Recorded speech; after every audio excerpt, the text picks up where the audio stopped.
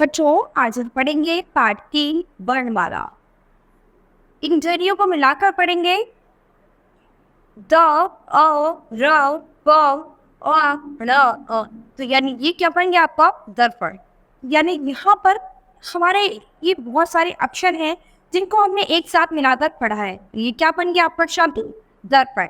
ऐसे ही यहाँ पर क्या है, शब्द शब्द है पर्दा। अब हम इसको तोड़ तोड़ के अलग अलग अक्षर में पढ़ेंगे।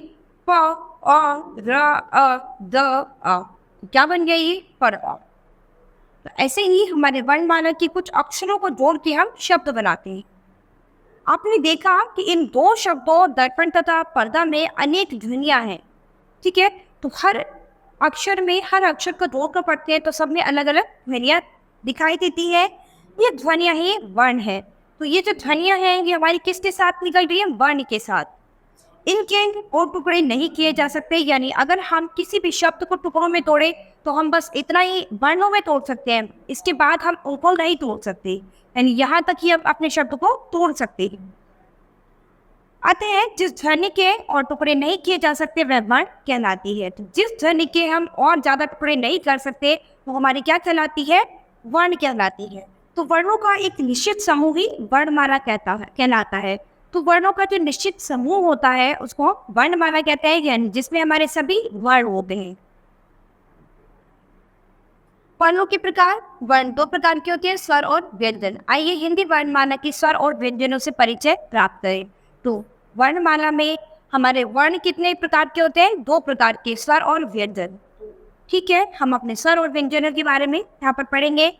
तो स्वर हमारे कौन से होते हैं, ए, आ, ई, बड़ी, उ, बड़ा उ, री, ए, बड़ी ए, ओ और आओ।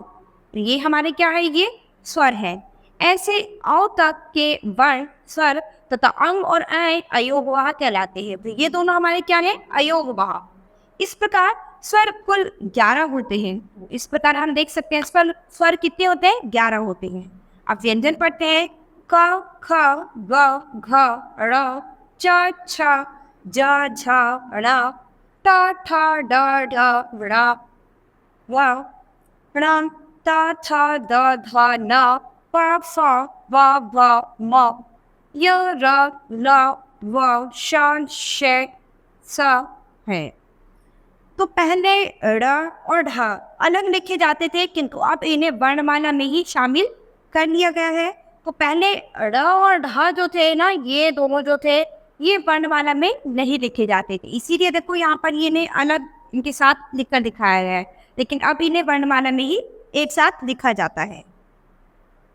कुछ संयुक्त व्यंजन होते हैं हमारे। तो संयुक्त व्यंजन कौन सा होते हैं, देखिए, दो वर्णों के मेल से बने व्यंजन संयुक्त व्यंजन कहलाते हैं।